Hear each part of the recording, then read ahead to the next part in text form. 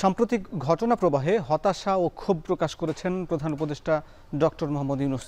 এমনকি আলোচনা হচ্ছে তিনি পদত্যাগের বিষয়টিও বিবেচনা করছেন। অধ্যাপক ইউনূস পদত্যাগ করলে সংকট আরও তীব্র হবে বলে মনে করেন অভ্যুত্থানের শক্তিগুলো। তবে গণ অভ্যুত্থানের 10 মাস না পেরোতেই এমন প্রেক্ষাপট কেন তৈরি হলো, সংকট উত্তরণ কোন পথে, আলোচনা করতে চাই আজকের ভোটের ট্রেনে। সঙ্গে আছি আমি হাসিব বিল্লাহ। দর্শক, শুরুতেই দেখে নিতে চাই নির্বাচন সংস্কার নিয়ে আজ যা আলোচনা হলো। আজ বন ও পরিবেশ উপদেষ্টা কথা বলেছেন সৈয়দা রিজওয়ানা হাসান। তিনি বলেছেন ডিসেম্বর থেকে জুনের মধ্যে নির্বাচন, একদিনও এদিক সেদিক হওয়ার সুযোগ নেই। এদিকে বিএনপির চেয়ারপারসনের উপদেষ্টা জয়নুল আবেদিন ফারুক বলেছেন সংসদ নির্বাচন বিলম্বই দেশে অস্থিরতার কারণ।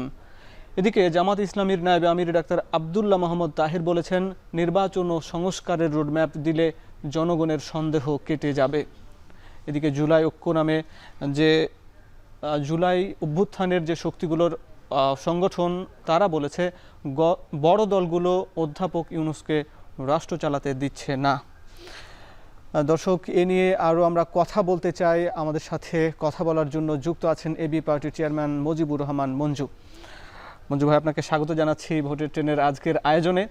আপনার কাছে শুরুতে জানতে চাই যে আসলে এই গণ অভ্যুত্থানের ঐক্যের প্রতীক অধ্যাপক মোহাম্মদ ইউনূস, এবং তিনি যে হাজারো শহীদের রক্তের উপর দাঁড়িয়ে শপথ নিয়েছেন, কিন্তু অবশ্যই গতকাল আমরা দেখছি, গতকাল থেকে আলোচনায় আছে যে তিনি পদত্যাগ করতে যাচ্ছেন।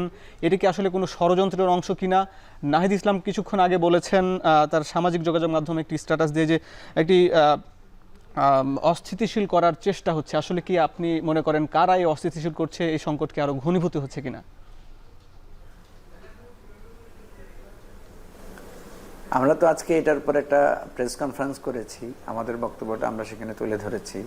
প্রথম কথা হচ্ছে যে এটা দীর্ঘদিন থেকে আমরা বলে আসছিলাম, অর্থাৎ গত 2-3 মাস থেকে আমরা বলছিলাম যে রাজনৈতিক দলগুলো এবং সরকারের সাথে যে একটা সম্পর্কে টানাপোড়েন চলছে, এবং একটা রাজনৈতিক দল আরেকটা রাজনৈতিক দলকে, অর্থাৎ যারা জুলাই গণ অভ্যুত্থানের অংশীদার ছিল, তারা একে অপরের ব্যাপারে তাদের অবদান এবং একে অপরের ব্যাপারে নানা ধরনের উস্কানিমূলক কথাবার্তা বা বিভেদমূলক কথাবার্তা বলছেন। এটা কিন্তু কনসিকুয়েন্স খারাপ হবে, এটা আমরা আগেই অ্যাজিউম করেছিলাম।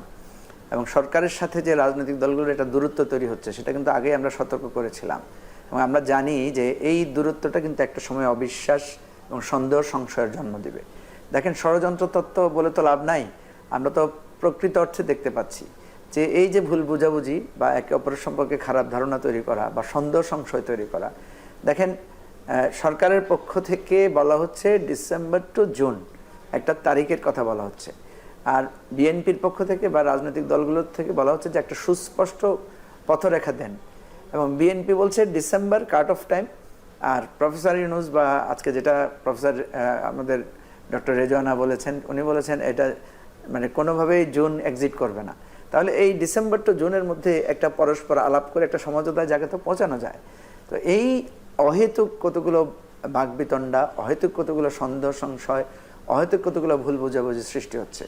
এবং আমি দেখেছি যে একে অপরের প্রতি সম্মানহানি করে কথাবার্তা বলার একটা প্রবণতা দেখা দিয়েছে। এখানে কেউ কারোর কাছ থেকে পিছু হটছে না। অর্থাৎ আমাদের আন্দোলনের যেই তরুণরা ছিল বন্ধু, তারাও এখন অনেকটা পুরানো ভাষায় কথা বলছে। আর বড় রাজনৈতিক দল হিসেবে যারা আছেন, তাদের যে একটা অভিভাবক সুলভ ভূমিকা রাখা দরকার, সেই জায়গাতেও দেখছি আমরা যে অনেক গ্যাপ হচ্ছে, অনেক ত্রুটি বিচ্যুতি হচ্ছে। তো এটা হতেই পারে, ধরেন এত বড় একটা অভ্যুত্থানের বিজয়ের পরে আনন্দে উদ্বেল হয়ে সকলের মধ্যে একটা অস্থিরতা হতে পারে, অধৈর্যের একটা ভাব তৈরি হতে পারে, কিন্তু কোথাও না কোথাও এর সাথে আমাদেরকে থামতে হবে। কারণ আমাদের এই অধৈর্য বা এই বাকবিতণ্ডা এমন একটা জায়গায় যাতে পৌঁছে না যায় যেটা আমাদের লক্ষ্য অর্জনে আমাদের জন্য প্রতিবন্ধকতা সৃষ্টি করবে। সেই জন্য আমরা আজকে সংবাদ সম্মেলনের মাধ্যমে এটা বলেছি যে আমরা মনে করছি যে এখানে একটা ট্রাইপার্ট একটা সন্দেহ সংশয় সম্পর্কের ঘাটতি তৈরি হয়েছে। পাশাপাশি আমরা দেখছি যে সেনাবাহিনীর সাথেও সরকারের একটা মানে এক ধরনের বিশ্বাস এবং আস্থার একটা মানে সংকট আছে বলে মনে হচ্ছে। তো এই জায়গাটা অবশ্যই সরকারকেই উদ্যোগ নিয়ে এটা দূর করতে হবে। এবং প্রফেসর ইউনূসের যে উনি যে কুইট করার জন্য বা উনি যে ওনার মধ্যে যে একটা বিরক্তির ভাব যেটা এসেছে, উনি থাকতে চান না, এটা কিন্তু আমাদের জন্য একটা বড় ধরনের সংকট তৈরি করবে। কারণ এখন আমরা যেটা চাচ্ছি যে একটা সংস্কার, একটা বিচার প্রক্রিয়া চলছে, একটা নির্বাচনের একটা তারিখ বা সময়সূচি নিয়ে আমরা আলোচনা করছি। এইটাতে যদি কোনো ব্যাঘাত হয় তাহলে প্রত্যেকটা জিনিসই বিলম্বিত হবে, প্রত্যেকটা জায়গায় আবার নতুন করে একটা মানে বিশ্বাসের চিড় ধরবে।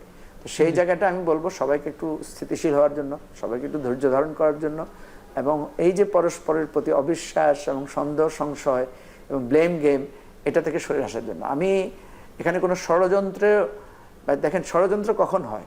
ষড়যন্ত্র তখনই হয় যখন আপনার ভিতরে ত্রুটি থাকবে, তখন ষড়যন্ত্রকারীরা ষড়যন্ত্র করার সুযোগ পাবে। আমি দেখছি আমাদের প্রত্যেকের মধ্যে এই ত্রুটিটা আছে। আমরা একে অপরকে সম্মান দিচ্ছি না, আমরা একে অপরকে অহেতুক সন্দেহ করছি, আমরা একে অপরকে আঘাত করে কথা বলছি। হয়েছে, এটা হয়তো করে ফেলেছি, এখন আমি এটা নিয়ে আর সমালোচনা করতে চাই না। আমার কথা হচ্ছে উপলব্ধি থেকে সবাই আসেন। সবাই তো আমরা ঐক্য চাই, সবাই তো ঐক্যের কথা বলে বলে গলা শুকিয়ে ফেলছি। সুতরাং ঐক্যের প্রয়োজনে সবাইকে অপরের প্রতি অশ্রদ্ধাপূর্ণ সন্দেহ সংশয়পূর্ণ কথা ত্যাগ করতে হবে। জি, সন্দেহ দূর করতে হবে। একই সঙ্গে রাজনীতিবিদদের সঙ্গেও যে দূরত্ব তৈরি হয়েছে এবং একই সঙ্গে সরকারের সঙ্গে রাজনীতিবিদদের দূরত্ব তৈরি হয়েছে, এই বিষয়গুলো নিয়ে আরও কথা বলবো আপনার সঙ্গে। আপনি যুক্ত থাকুন। দর্শক, ভোটে টেনে নিচ্ছে একটা বিরতি, ফিরছে একটু পরে। বিরতির পর স্বাগত। দর্শক, দেখছেন ভোটের ট্রেন। আলোচনা করছি এবি পার্টির চেয়ারম্যান মুজিবুর রহমান মঞ্জুর সঙ্গে। জি, আপনার বক্তব্য অনুযায়ী যে সন্দেহের বীজ তখনই তৈরি হয় যখন ত্রুটিগুলো ধরা পড়ে বা ত্রুটিগুলো দেখা দেয়। আসলে এই ত্রুটিগুলো আপনি কি মনে করেন, আসলে রাজনীতিবিদদের মধ্যে ত্রুটির সংখ্যা বা পরিমাণ বেশি, নাকি উপদেষ্টা পরিষদের মধ্যে? আবার একই কারণে দেখা যাচ্ছে রাজনৈতিক দলগুলো, বিএনপি চায় উপদেষ্টা পরিষদের পরিমাণ বা পরিষদটা ছোট করতে, এবং এনসিপির একজন নেতাও বলেছেন যে উপদেষ্টা পরিষদে 3 জন বিএনপি সমর্থিত উপদেষ্টার পদত্যাগ করতে হবে। এই যে পরস্পর দ্বিমুখী কথাবার্তা হচ্ছে এখন, আসলে এই সংকট কি আপনি মনে করেন এটা উপদেষ্টা পরিষদের বেশি নাকি রাজনৈতিক দলগুলোর? আমরা এটা বলেছি যে প্রত্যেকের মধ্যেই এই ত্রুটিটা এবং অস্থিরতাটা আমরা লক্ষ্য করছি। দেখেন, এক এক জায়গা থেকে এক একজনের দায়িত্বের চাপ আছে। ধরেন যারা সরকারে আছেন তাদের কাছে কিন্তু একটা সরকারিভাবে একটা দায় তৈরি হয়েছে।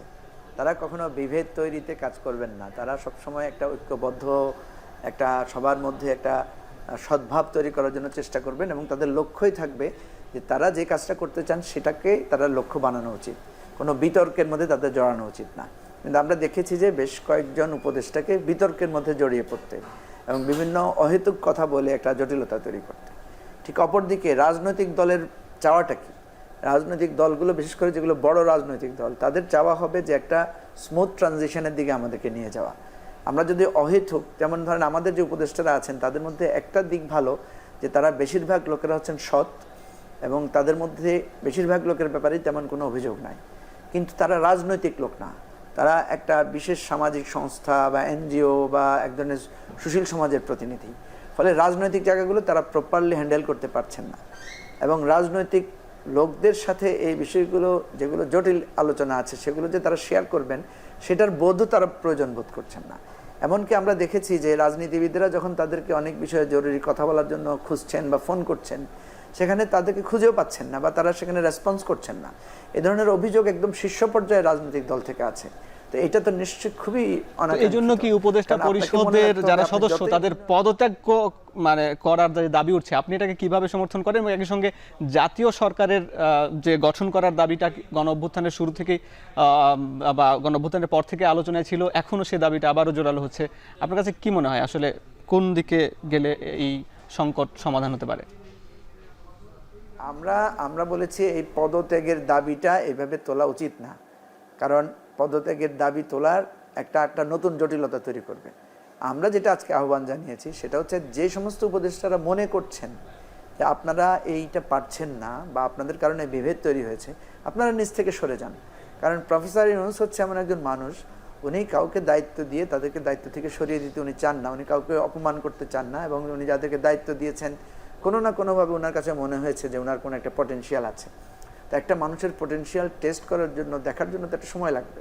একটা অভিযোগ আসলে যদি তাকে বরখাস্ত করা হয় তাহলে তো কেউ কাজ করার জন্য সাহস পাবে না, স্বাচ্ছন্দ্য বোধ করবেন না।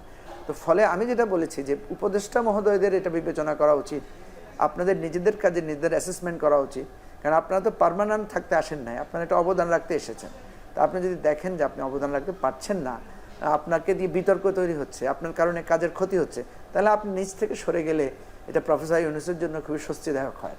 তো এই জায়গা থেকে আমাদেরকে আমরা সবসময় বলি না আমাদের বাংলাদেশে কেউ পদত্যাগ করতে চান না, কেউ নিজ থেকে ইস্তফা দিতে চান না, এই কালচারটা অন্তত এই উপদেষ্টারা যদি কেউ কেউ রাখতে পারতেন তাহলে হয়তো সেটা ভালো হতো।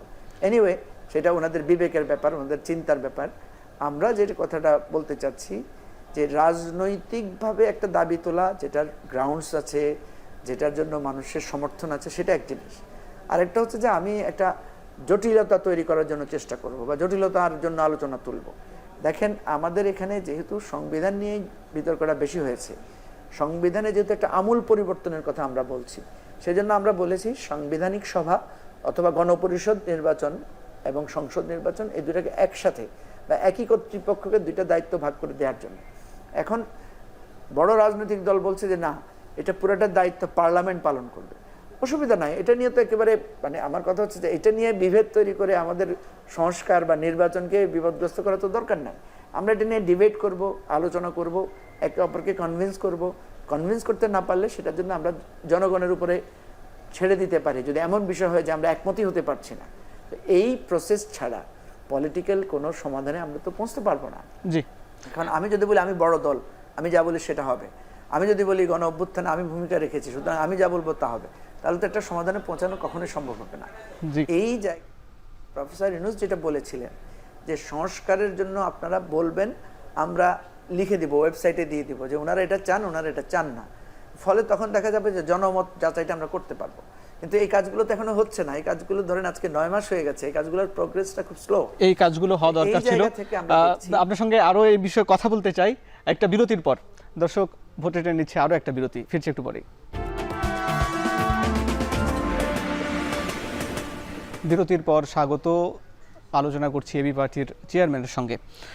মঞ্জু ভাই, আপনি বলছিলেন যে এই যে যাদের বিরুদ্ধে অভিযোগ উঠছে বা যাদের পদত্যাগের দাবি উঠছে, তারাই চাইলে পদত্যাগের সংস্কৃতি চালু করতে পারতেন, কিন্তু মানুষ যাকে চায় না সেই প্রধান উপদেষ্টা নিজেই পদত্যাগ করতে আগ্রহ প্রকাশ করছেন। আসলে এই যে এই সংকটটা তৈরি হওয়ার পেছনে কি কোনো সেনাবাহিনীর সঙ্গে সরকারের কোনো দূরত্বের কারণ আপনি দেখছেন কিনা?